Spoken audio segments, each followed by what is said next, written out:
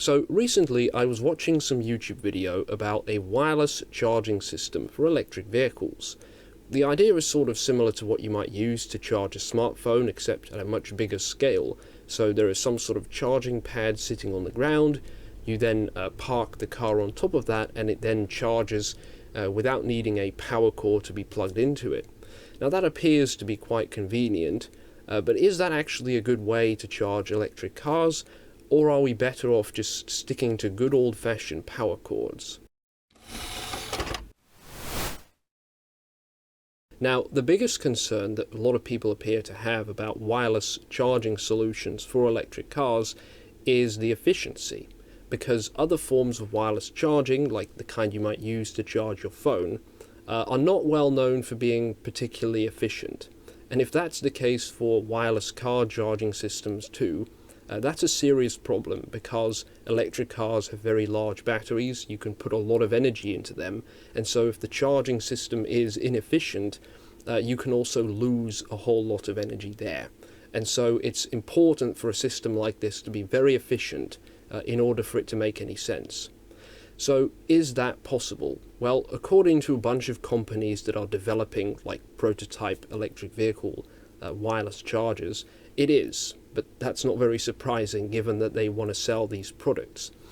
One of these companies is called Witricity, and on their website they advertise an upcoming product called the Halo, which according to them reaches efficiencies of about 98% transfer efficiency of the wireless power system and about 90% overall, so grid to battery efficiency. And those numbers are really impressive. And if they're true, that's excellent news for wireless charging of electric vehicles.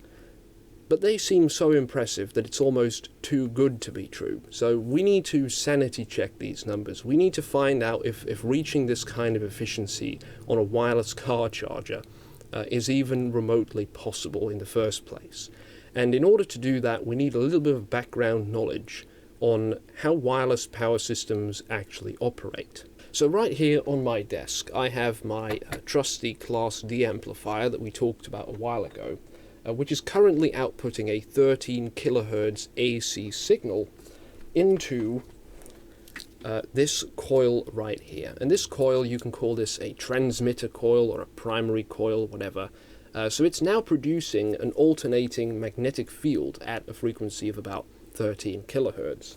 And right here I have another coil which has a couple of LEDs connected to it, which is my secondary coil, or my receiver coil, if you will. And if I bring that close to my transmitter coil over here, the magnetic field from my primary coil is going to induce an electric current in my secondary coil and make the LEDs light up.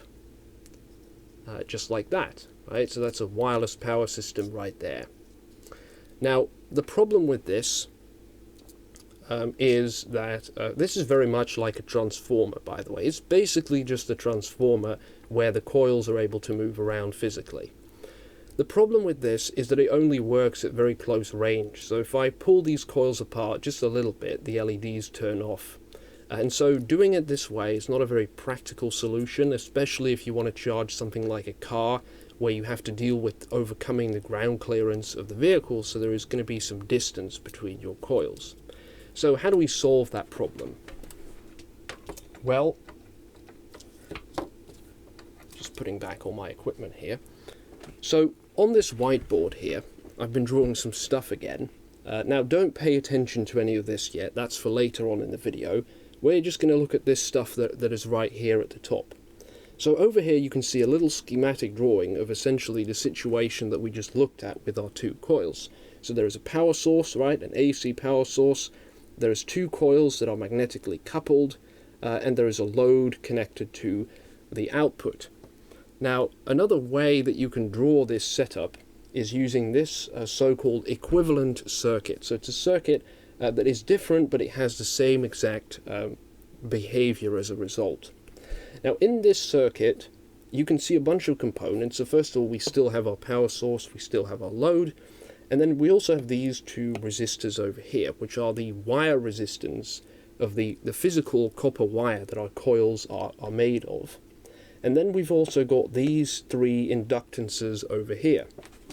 Now this one's called the magnetizing inductance, and these two are called leakage inductance. And as you can see, they are variable, and they depend on two variables called L and K. So what are those?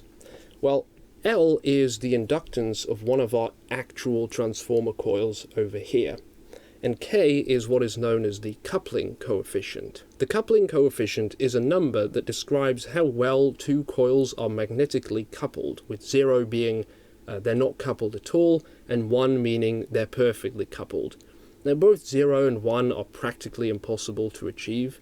For it to be 0, the coils have to be infinitely far apart, and for it to be 1, they would have to be in the exact same location. But you can get pretty close to 1 if your coils are very well aligned and positioned very, very close together, or you can get close to 0, so you can get really small numbers by moving them apart a significant distance.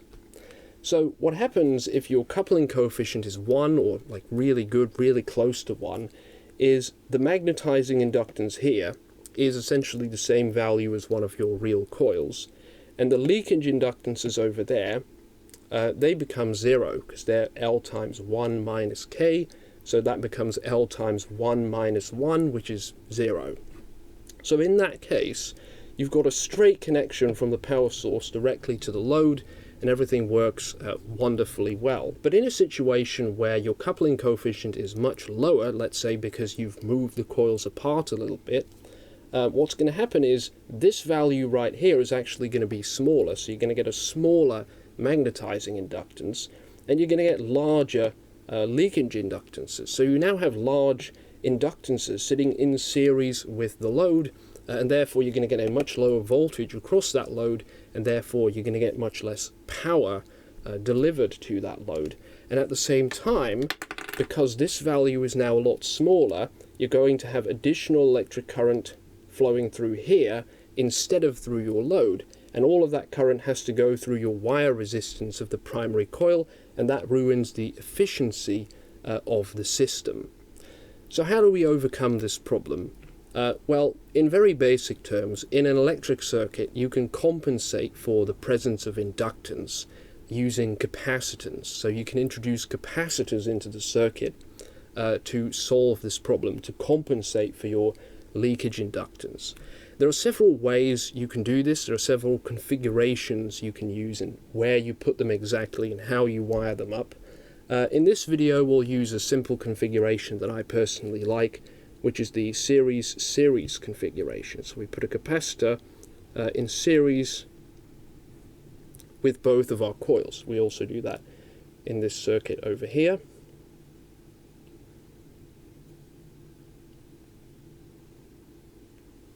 And what we do then is we carefully choose the values of those capacitors such that they compensate for the leakage inductance in the system, and we can once again get power to our load efficiently despite having a low value for our coupling coefficient, so despite the coils being further apart. And what you'll find is that at those values, for those specific values for the capacitors, the system becomes resonant, so it actually starts to resonate, which is why this is often called resonant wireless power transfer. So let me just hook up some capacitors to the coils that I have here and see if this actually works.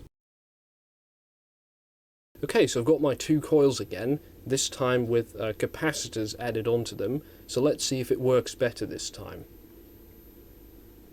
There you go. Right, so as you can see now, the LEDs start turning on at a much bigger distance. I can easily fit a finger in between them, just like that. So this is a much more practical, usable solution that tolerates a larger distance between your coils. And this is, similar kind of setup is used for these wireless car charging systems.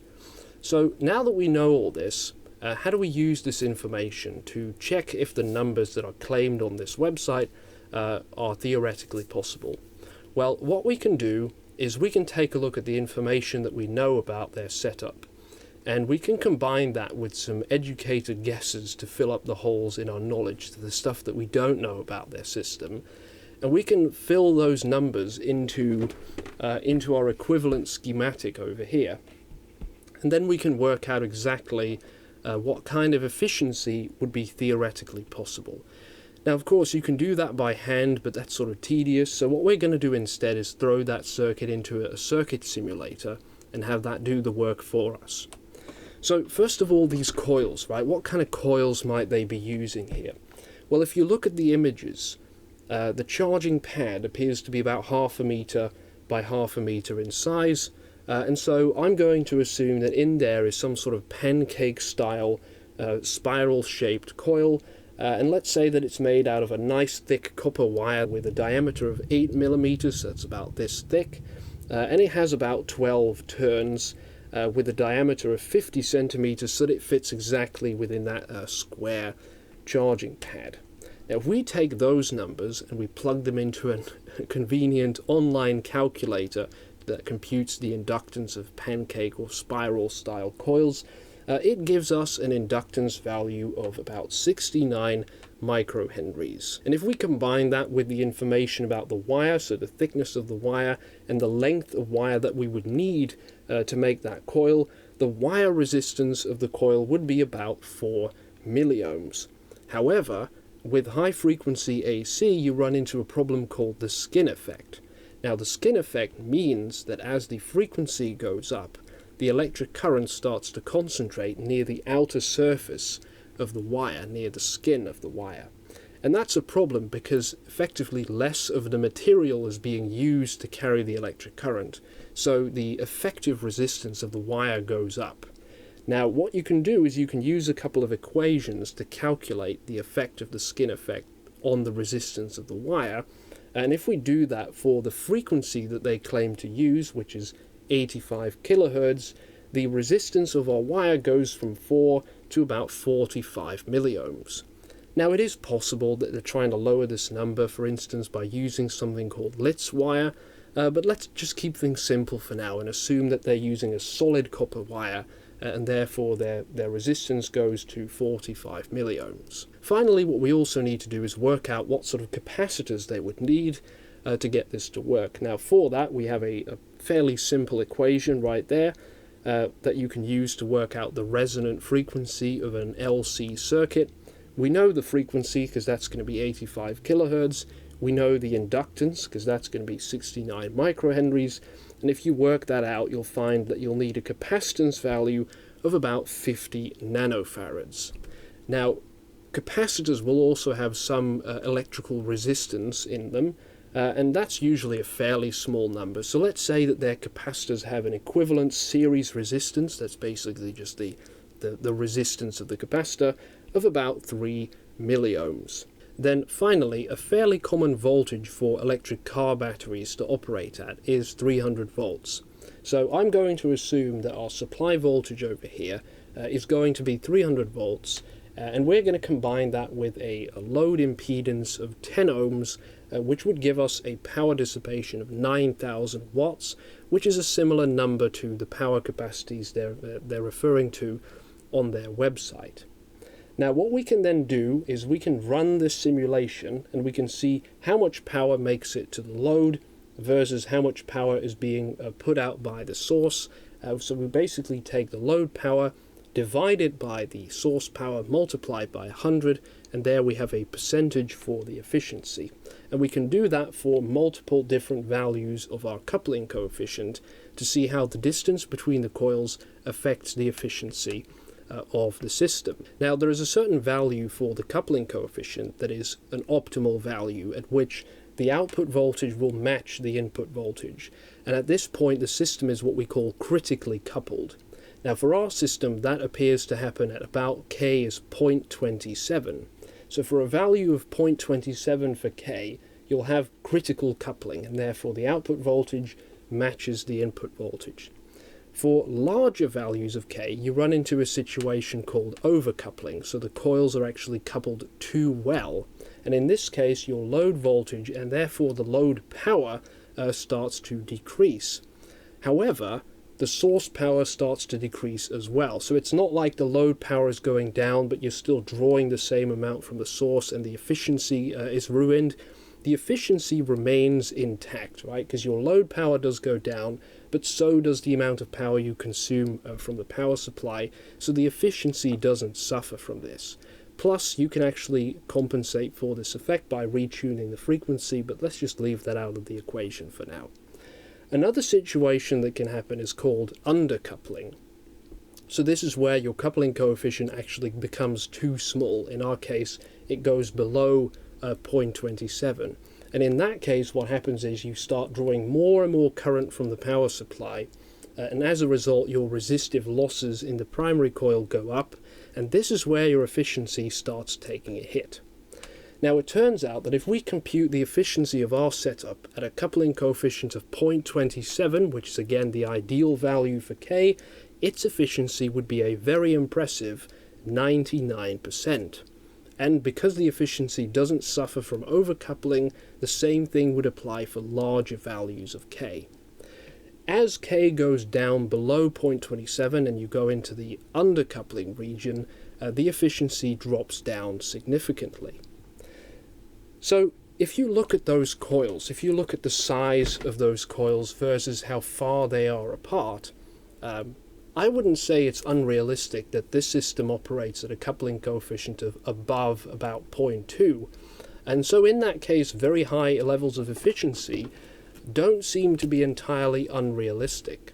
Now mind you, this is just the energy efficiency from coil to coil. This doesn't include the electronics that drive the primary coil and the electronics that rectify the output and charge the battery. If you were to include those into the equation, your efficiency would probably drop to about 90% or so. But that's still in line with their claims about grid to battery efficiency.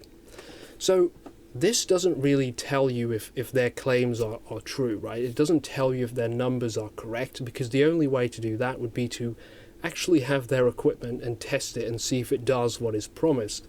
But what this does show us is that given the constraints that exist, the size of these coils, the frequency it operates at, the amount of power that gets delivered to the load, given all of those things, it is theoretically possible to achieve these numbers. And so essentially what we've learned is there might be some truth to this, which I think is impressive. I have to say it does actually surprise me that this is theoretically possible. This might make more sense than you expected. At least it makes more sense than I expected going into this. Honestly, I thought the numbers were going to be way worse, but it turns out they're actually quite good.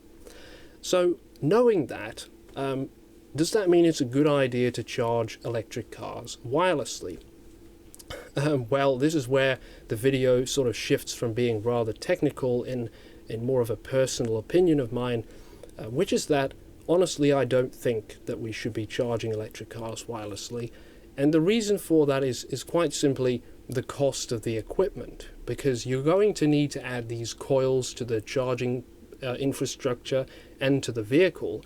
And also you're going to have to add the electronics, so you're going to need electronics to drive that primary coil, electronics to receive power from the secondary coil, and that's going to introduce a lot of cost both to the car itself and to the charging station. And it's difficult to say what this cost might be because no one has actually put their system on the market yet. But for a little bit of context, here is a 10 kilowatt power supply that you can buy for about 3,000 euros. And I know this is not a device for driving a wireless power coil, but it's a switch mode power supply, so it's similar kind of electronics. It's a similar power level to what we talked about here, similar voltages that we're dealing with. Now, I understand that this is sort of a device that not that many people buy. It's kind of an industrial product. So let's give them the benefit of the doubt and say that if wireless charging is widely implemented, economy of scale does its thing, and so the price is cut in half. So it might only cost 1,500 or 1,000 for one electronics box to drive one of these coils. That's still quite a lot of money to pay for, in my opinion, not that much of a benefit, because when you look at the reasons why people, or why these companies are claiming that wireless charging is the future, they come up with stuff like it saves you a little bit of time because it takes a couple of seconds to plug in a car, or you may forget to plug your car in. You can't forget when you have this system, or you may trip over a power cord, I've even heard some crazy argument of someone who said that really old people may not have the physical strength to plug in a big power cord. And I mean, if you're that weak, if you don't have the physical strength to plug in a power cord, honestly, I don't think you should be driving a car at all, because at that point, how do you have the physical strength to turn the wheel quickly enough to make an evasive maneuver? But anyway, the list goes on with these little arguments, these relatively small inconveniences that come with power cords. I know that power cords might have drawbacks, and I find them annoying too sometimes, but honestly, if you have a proper power cord and you use it the right way, you're not a complete moron, they're not that difficult to deal with, actually, and I'm not sure that I would want to pay a lot of extra money on a car simply to avoid having a power cord. I don't see this as a massive problem that needs to be solved. Personally, I think two of the bigger problems that we have with electric cars at the moment are they're very expensive, and in some cases there is not enough spots where you can charge them. So, given that, I think the last thing we should be doing is introducing extra cost to the vehicles by making them wirelessly charge, by putting more equipment onto them that we don't really need, and also making the charging stations, which we don't have enough of, more complicated to build and more expensive too. I don't really see that as a solution. I see it as making things unnecessarily complicated and expensive. But maybe I'm wrong about this. Maybe you disagree. Perhaps you know some specific reasons why wireless charging is definitely the way we should be charging electric vehicles. In that case, please let me know in the comments why I'm wrong about this. But nonetheless, I hope you've enjoyed this video anyway. If you did, maybe consider subscribing to this channel. And all that's left for me, of course, is to say thank you for watching.